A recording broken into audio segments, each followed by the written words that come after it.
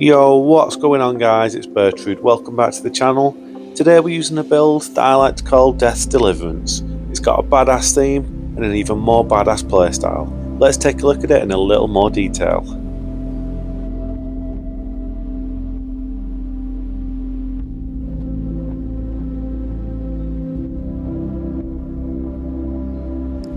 So this is a level 80 build and we've got quite a mixed bag when it comes to our stats. We've got 40 vigour, 18 mind, we've got minimum strength and dex being at 15 and 18, then we've got 42 intelligence and 30 faith.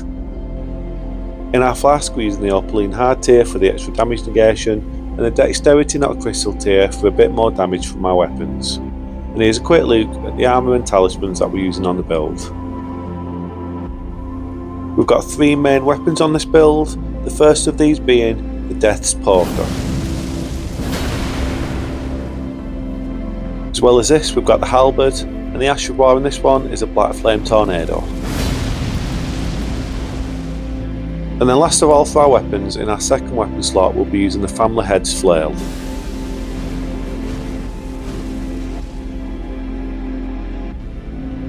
We're using both spells and incantations on this build, so we're using the Prince of Death's staff, as well as this we'll be using the Godslayer's seal. We'll mix and match just depending on the situation and which one we need at the time. And here's a look at the spells and the incantations that we'll be using on the build. They've all got a similar style and theme that really suit the character. And that's the build guys. At the time of recording this guys, we're literally 20 subs away from reaching 1,000 subs. So if you like the video, you like the content, consider subscribing, it'll be massively appreciated. Anyway guys, it's time for you lot to sit back, relax, get your feet up and enjoy the video.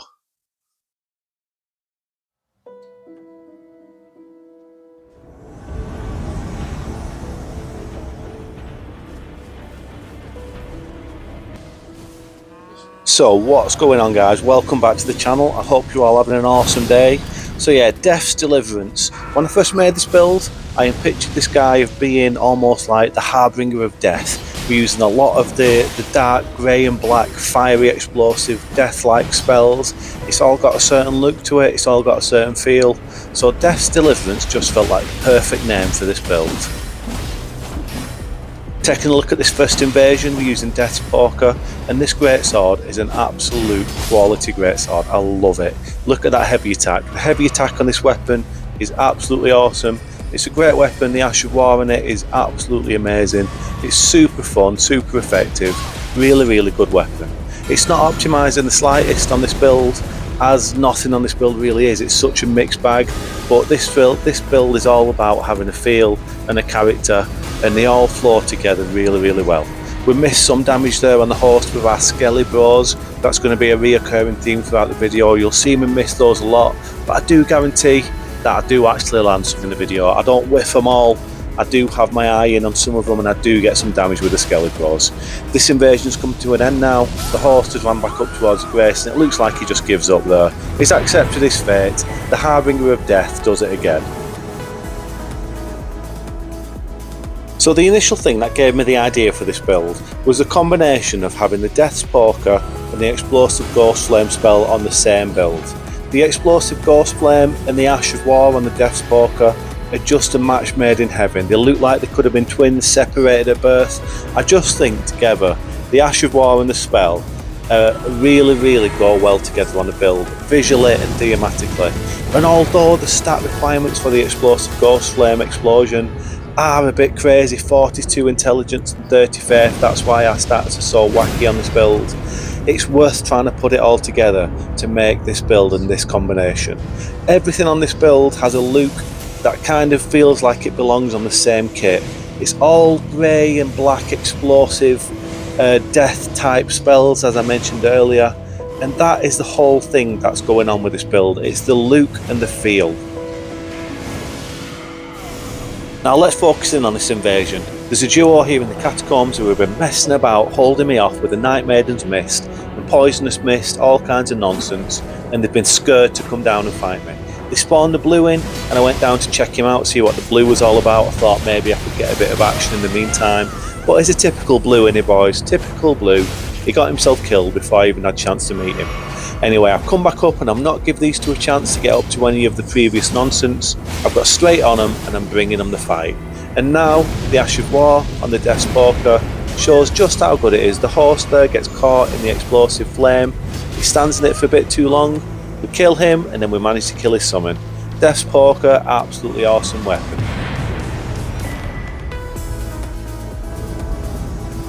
This is the first invasion using the halberd in this video, and the Ash of War, and this one is a Black Flame Tornado. Once again, it was an easy choice when it came to choosing the Ash of War for this weapon.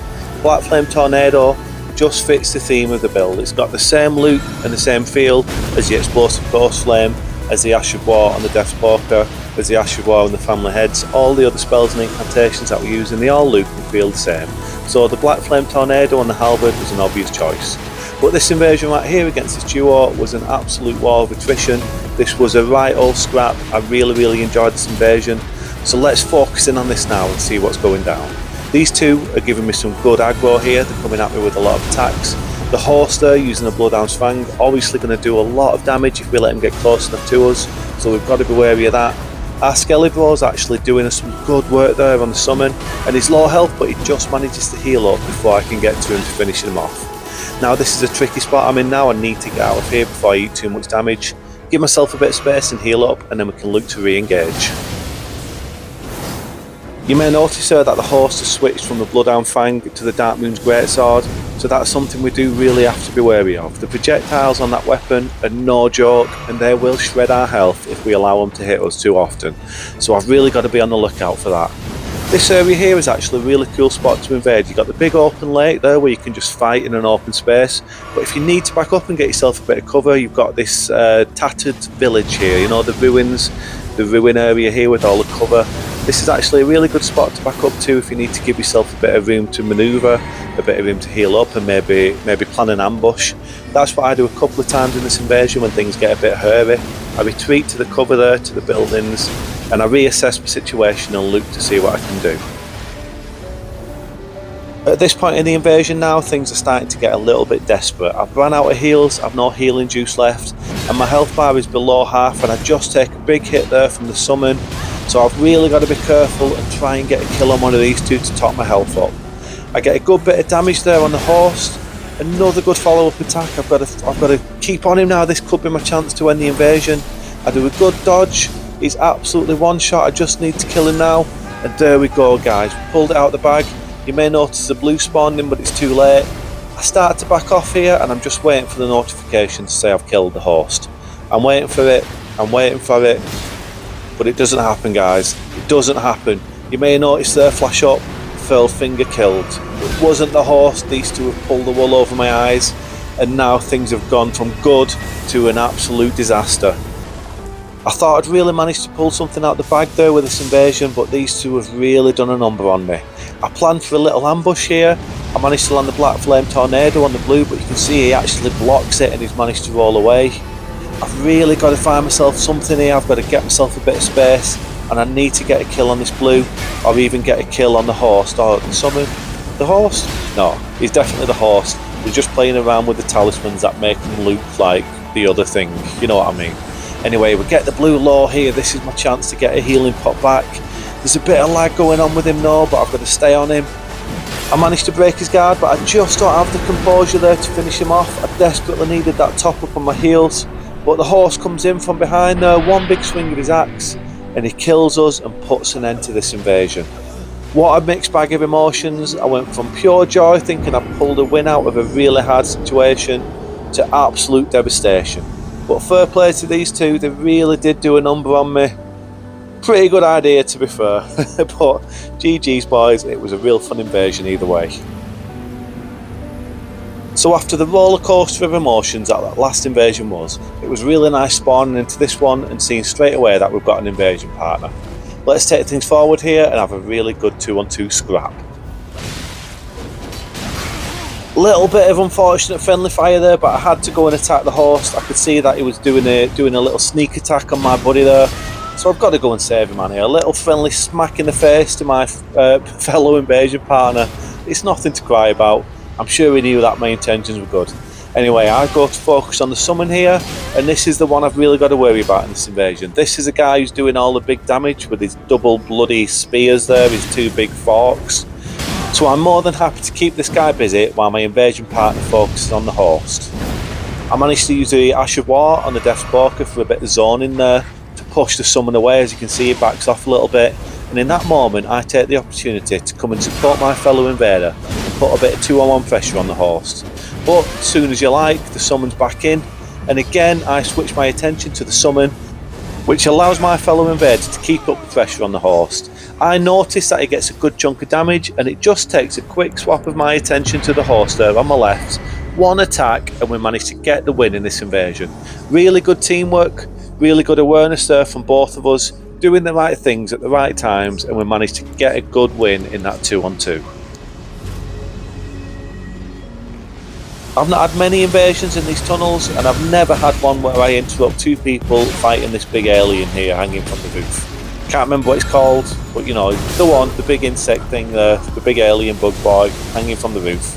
But never mind that, we get a nice kill with the Ghost Flame explosion on the summon, and I drop down to find the host, and I go straight at him to secure the win here in this one. Nice couple of attacks there, easy dodges from his big slow weapon, and Luke, he absolutely queefs it. He absolutely queefs it and falls down into the void, falls down into the abyss, and gives us an easy win.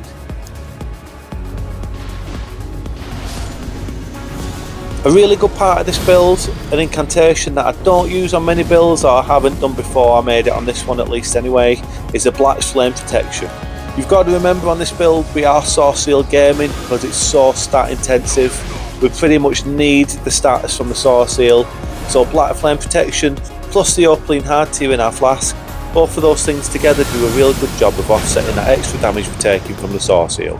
Black Flame Protection in particular is an absolute quality incantation, and I can't believe that I actually haven't used that on many builds before this one, because it is just that good. You might have just seen there earlier in the invasion that I managed to knock someone off the ledge with the Ghost Flame explosion, and that leaves me a good couple of minutes with the host here, one-on-one, so I've got to try and keep that pressure on him and get the kill before the summon makes it back. I never knew this goddamn branch hanging down on this roof would cause me such issues. I've never noticed that before, but I actually catch onto it a couple of times during this invasion, and it definitely saves this host more than once during this fight.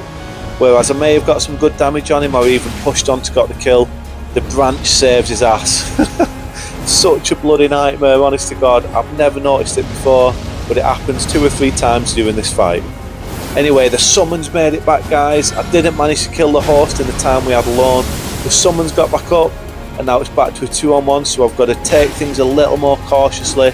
You can see I land some good damage, so I drop down, but I've got a plan. I drop down, bring the summon down with me, and then I catch him in the Black Flame Tornado. I land some big damage, and then it's just a case of keeping the pressure up, and we should be able to take this guy out. He does manage to heal there, but he's still in a bad situation. He's got some PvE on him. I'm keeping the pressure up, and there you go, the PvE finishes the job. And now I can get back up onto the roof and take care of this host in a true one-on-one. Once again, these goddamn tree branches, oh my god, get out of the way. Oh man, I was fuming, I was absolutely fuming at those goddamn trees. Anyway, Skelly Bros there, coming good. The Skelly Bros, always with us, bros before hoes, Skelly Bros especially. Do some damage. I follow that up with a nice little pokey poke from the halberd, and that was a good invasion for the win.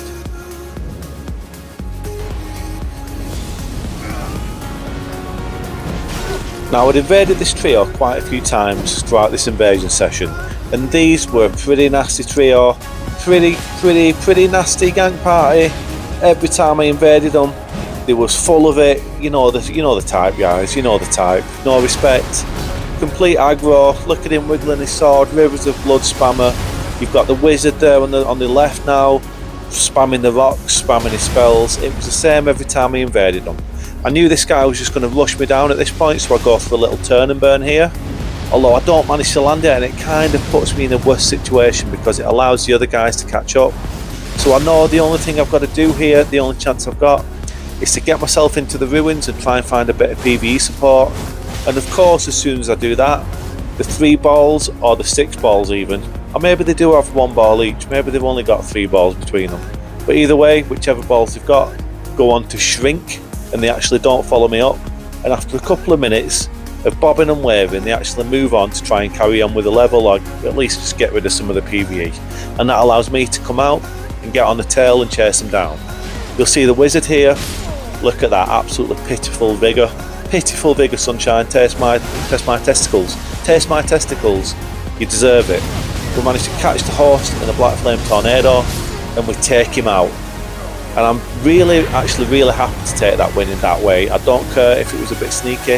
I really don't care. As I said, I invaded these guys a few times, and every time it was an absolute nuisance. So, as I said, good win in the end, and I'm happy to take it.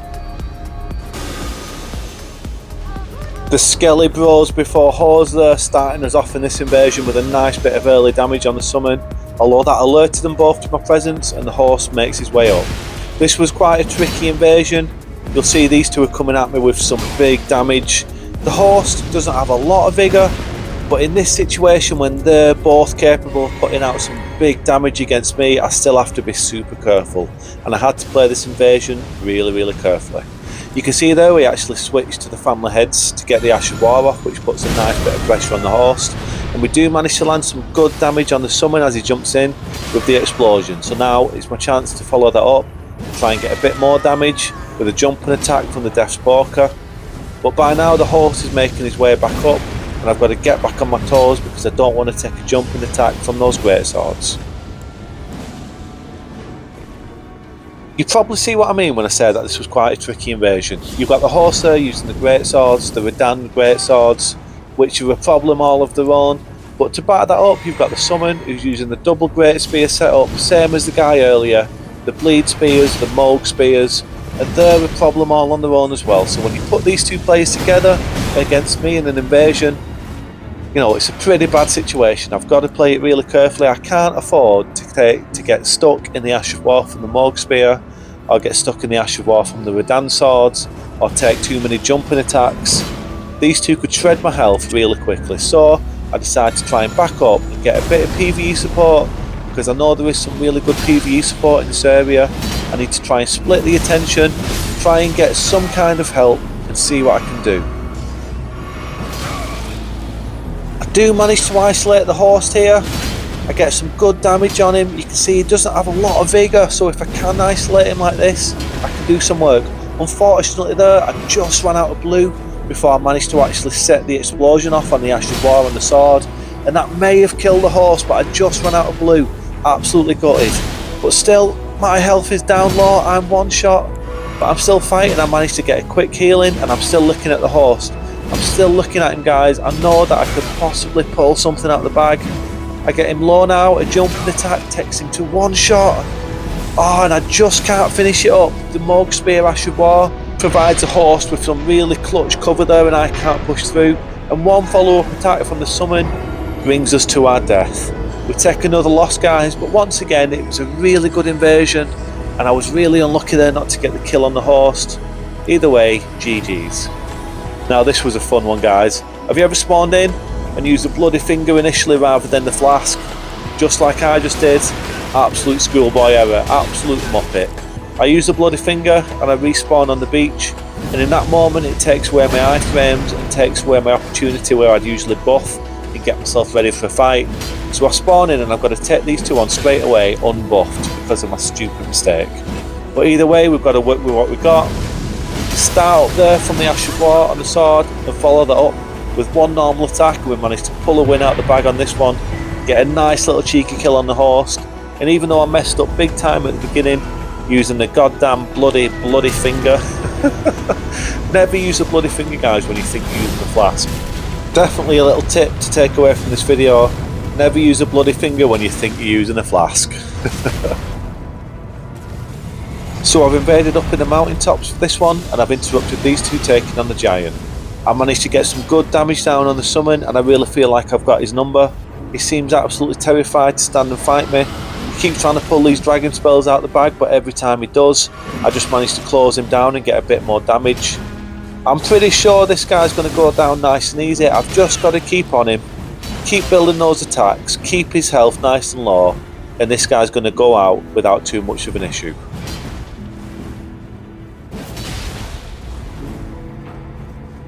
To be fair to him, he has done a good job avoiding our attacks. He's been doing some good rolls. He's not allowed us to get that final blow, but I'm staying on him. I'm not giving him a chance to heal, and the outcome here is inevitable. I turn to the heavy attack on the Death's Poker. Such a good heavy attack. I absolutely love the heavy attack on the Death's Poker. But with the summon out the way now, I can focus on the host. I send the Skelly Bros out there trying to do some damage, but the giant actually knocks the horse flying out the way before the Skelly Bros could land. So I've got to back up, not to take too much damage from the giant, and try and do some work on this horse. I see he's approaching me and he's going to stop to do some attacks. So I knew there that Skelly Bros would land and do some good damage, and I followed that up with one attack and we get the kill. Nice job, Mr. Giant. Keep up the good work, good sir. We're in the capital for this invasion, and a good thing about invading at level 80 is that you get plenty of invasions in the capital. I'd say that Stormvale and the capital are two of my favourite places to invade. I think they're just like generically, universally popular places to invade, aren't they? As invaders, we all love invading in these spots. And level 30 will get you a lot of invasions at Stormvale, and I'd say level 70, level 80 will get you plenty of invasions in the capital. Two really good invasion spots. Yeah, always a good fight. Anyway, I found this duo, and I've got to be careful with this guy using the hammer and the Royal Knight's Resolve, is it? The Ash of War there, that's going to buff his attack. Yeah, I've got to be careful of that, because no doubt that is going to land some big damage if I allow it to hit. So I've got to stay on my toes and keep moving, try and not get caught out with that big hammer. Anyway guys, I'm going to let this invasion play out in the background, but I've got to say this is the last one of the video. I hope you've enjoyed this one. It's a real different kind of build, this death deliverance theme. It's a real character build, the kind of build that I love to make. You know, it's the theme of a character that comes first, and then I build a kit around all of that afterwards. And I think this one's gone together really, really well. Please don't forget to like and subscribe if you like the content, guys. We are so close to 1,000 subs now, it's just ridiculous. I can't believe we're nearly there. It seemed like a right journey up until this point. But reaching 1,000 subs is going to be such a good day to celebrate. Definitely one to remember. Although that's only the start of the journey. There's plenty far enough still to go. But 1,000 subs is going to be a real special day for me personally. Anyway guys, I hope you've enjoyed the video. Make sure you all take it easy, look after yourselves, look after each other. Enjoy the rest of your week. Whatever you're doing, just look after yourselves, and I'll see you all next time.